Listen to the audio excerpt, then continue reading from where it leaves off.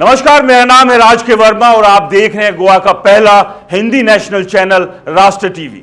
दोस्तों, गोवा की खूबसूरत जमीनों पर आज एक पुराना खतरा फिर से मंडरा रहा है। उपनामों और पुरखों के नामों से जुड़ा जमीन हड़पने का खेल।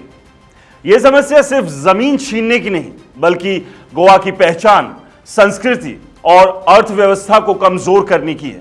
इतिहास की गहराई में जाकर देखें तो यह समस्या पुर्तगाली राज से शुरू हुई, लेकिन आज ये नकली डॉक्यूमेंट्स मरे हुए लोगों के नाम पर बिक्री और बड़े बड़े घोटालों का रूप ले चुकी है। हाल ही में मुद्दा फिर से सुर्खियों में आया जब जांच एजेंसियों ने करोड़ों की जमीन पर कब्जे के मामलों का पर्दाफाश किया था। इतना ही नहीं, गोवा विधानसभा के मॉनसून सत्र के दौरान भी सरनेम का गोवा में कैसे खेल चल रहा है, इसका खुलासा खुद मुख्यमंत्री प्रमोद सावंत ने किया। तो चलिए आंकड़ों के साथ देखते हैं यह समस्या गोवा में कितनी गंभीर है। 2028 से अब तक 76 जमीन हड़पने के केस दर्ज हुए, जिनमें से आधे 2022 में ही आए। स्पेशल इन्वेस्टिगेशन टीम यानी एसआईटी ने 787 शिकायतें मिली, जिसमें से 676 का निपटारा हो चुका है, लेकिन सिर्फ 12 में चार्जशीट दाखिल हुई। गोवा की जमीन विवादों या यूं कहें कि कब्जे की जड़ें 1510 में पुर्तगालियों के आने से जुड़ी है, जब उन्होंने गोवा पर कब्जा किया। उस दौर में जमीन के मालिकाना हक को परिवार के सरनेम से जोड़ा जाता था। पुर्तगाली कानून के तहत जमीन के रिकॉर्ड सरनेम और परिवार के नामों पर आधारित होते थे। कई स्थानीय लोग ईसाई धर्म अपनाकर पुर्तगाली उपनाम ले लेते थे, क्योंकि इससे उन्हें जमीन और दूसरे कई अधिकार मिल जाते थे। इसके बाद 1961 में गोवा भारत का हिस्सा बना, लेकिन पुर्तगाली जमाने के रिकॉर्ड आज भी आर्काइव डिपार्टमेंट में रखे हैं, जिसमें 3,20,000 से ज्यादा किताबें और 3 करोड़ पन्ने हैं। ये रिकॉर्ड 1530 से चले आ रहे हैं।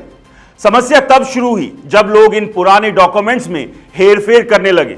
मिसाल के तौर पर खाली या पुरानी प्रॉपर्टी को निशाना बनाया जाता है, जिनके मालिकों के सरनेम आम गोवा वाले होते हैं, जैसे फर्नांडिस या रॉड्रिक्स।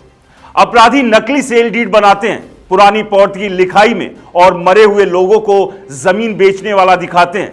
फिर इन डीड को आर्काइव में घुसेड़कर सर्टिफाइड कॉपी लेते हैं और जमीन अपने नाम कर लेते हैं। पुराने समय में सरस्वत ब्राह्मण जैसे समुदाय गोवा में बसते थे और उनके सरनेम जैसे गोयंकर से जमीन जुड़ी होती थी, लेकिन पुर्तगाली राज में नाम बदलने की परंपरा ने जमीन हड़पने का रास्ता खोल दिया। दोस्तों, आज भी प्रवासी लोग गोवा के उपनाम अपनाकर जमीन या पुर्तगाली पासपोर्ट हासिल करने की कोशिश करते हैं, जिससे गोवा की पहचान खतरे में पड़ गई है। आज ये समस्या और विकराल हो गई है। टूरिज्म और रियल एस्टेट के कारण जमीन की कीमतें आसमान पर है। अपराधी पुराने रिकॉर्ड्स में छेड़छाड़ करते हैं, फर्जी विल बनाते हैं और जमीन बेच देते हैं। एसआईटी की जांच में 44 एफआईआर में 100 से ज्यादा प्रॉपर्टी शामिल है, जो करीब 1.5 लाख स्क्वायर मीटर की जमीन है। 2022 में एसआईटी ने 35 केसों की जांच की, जिसमें से ज्यादातर बारडेज में थे।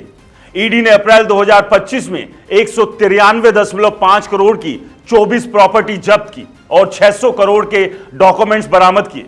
उदाहरण के तौर पर असगांव गांव में 45 घरों में से 25 के रेवेन्यू रिकॉर्ड बदल दिए गए, जहां नकली डीड से नए मालिक दिखाए गए।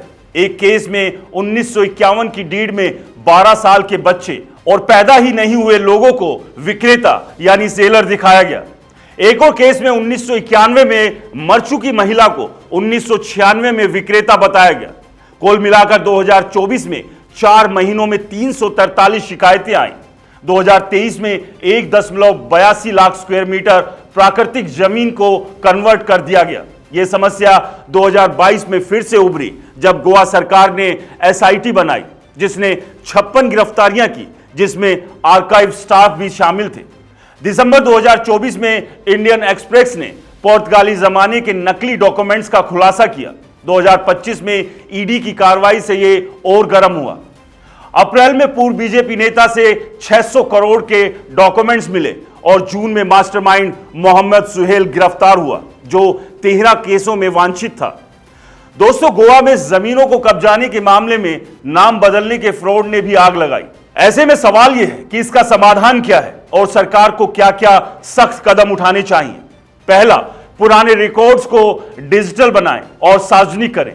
दूसरा, नाम बदलने के लिए सख्त जांच होनी चाहिए। तीसरा, लोगों को कानूनी जागरूकता दी जाए।